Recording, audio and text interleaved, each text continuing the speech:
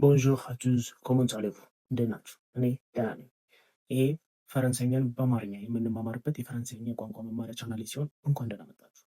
ቢያንፈሉ በባለፈው ቪዲዮ እንዴት አድርገን ፈረንሳይኛ ከለሮችን መግለጽ እንደምንችል ከዛ ደግሞ የምንፈልገውን እቃ እኔ የምፈልገው እንዲህ ነው የሚለውን ተምረናል። ሶ ጎ ቼክ ኢት አውት ወይም ደግሞ በዚህ ቪዲዮ መጨረሻ ላይ ሊንኩን አስቀምጥላችኋለሁ።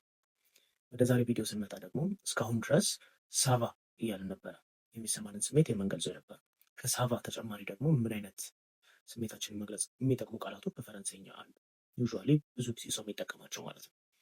መጀመሪያ እኔ ደስተኛ ነኝ ማለት ብንፈልግ ምንድን ነው የምንለው? ጀስዊ እንልና ዩህ እንላለን። ለወንድ ጀስዊዝ ዩህ እንላለን። ለሴት ሲሆን ደግሞ ጀስዊዝ ዩዝ ይሆናል ማለት ነው። ይሄ ደስተኛ ነኝ አምሃፒ እንደማለት ነው። ከዛ ቀጥሎ ደግሞ ይሄ ደስተኛ ነኝ ግን ተደንቅ ያለው የሚለውን ቃል የያዘው ደግሞ ጀስዊ ራቪ ይባላል። አብረን በለው ጀስዊ ራቪ ጎበዞች። ከዛ ደግሞ ለምሳሌ ቀን ሙሉ ስትሰሩ ውላችሁ በጣም ደክሟችሁ ምናምን ሰው መጥቶ እንዴት ናችሁ ብሎ ሲጠይቃችሁ እናንተ በፈረንሳይኛ ምን ማለት ትችላላችሁ? ጀስዊ ፋቲጌ ማለት ትችላላችሁ። ጀስዊ ፋቲጌ ጎበዞች። ከዛ ቀጥሎስ ለምሳሌ አሁን ደክሟችኋላ ተናገራችሁ። ከዛ ደግሞ የሚቀጥለው ሰዓት ላይ ደግሞ ይሄ በሰዓት ይይዛችኋል፣ ቢዚ ነኝ፣ ስራ አለብኝ፣ ከዚህ በኋላ መገናኘት አንችልም ምናምን ማለት ብትፈልጉ ሰው መጥቶ ሲጠይቃችሁ ምን ትላላችሁ? ጊዜ አለ እንዴ ምናምን ብሎ ሲጠይቃችሁ ጀስዊዝ ኦኪፔ ኦኪፓይድ ነኝ እያላችሁ ነው ማለት ነው። ጀስዊዝ ኦኪፔ ጎበዞች። ከዛ ደግሞ ሶሪ ይቅርታ ለማለት ብትፈልጉ ምን ትላላችሁ? ጀስዊ ዴዞሌ ጀስዊ ዴዞሌ። ናይስ።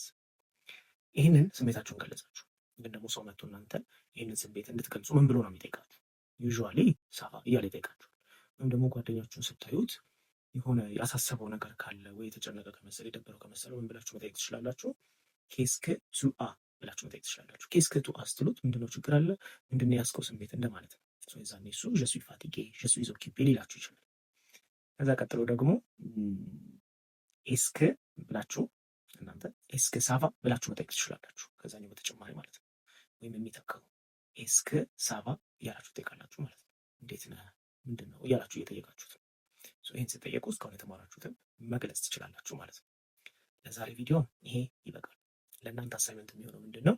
ይህን ቪዲዮ ስታዩት የሚሰማችሁን ስሜት ኮመንት ላይ ትገቡና ደስተኛ ከሆናችሁ ደስተኛ፣ ኤክሳይትድ የምትሆኑ ከሆነ ደግሞ ኤክሳይትድ፣ ደክሟችሁ ከምትመጡ ላይ ከስራ ቪዲዮ ስታዩ ደግሞ ከስራ ደክሟችሁ መጣችሁ የምታዩት ከሆነ ደግሞ ፋቲጌ ብላችሁ ደግሞ ትጽፋላችሁ። ጀስዊ ብላችሁ ትጽፋላችሁ ማለት ነው። ጎበዞች። ይህ ቪዲዮ ከተመቻችሁ ላይክ አድርጉ። የሚቀጥለውን ቪዲዮ ደግሞ ማየት ከፈለጋችሁ ሰብስክራይብ አድርጉ። አንተል ደ ኔክስት ቪዲዮ ኦር ሪቯር።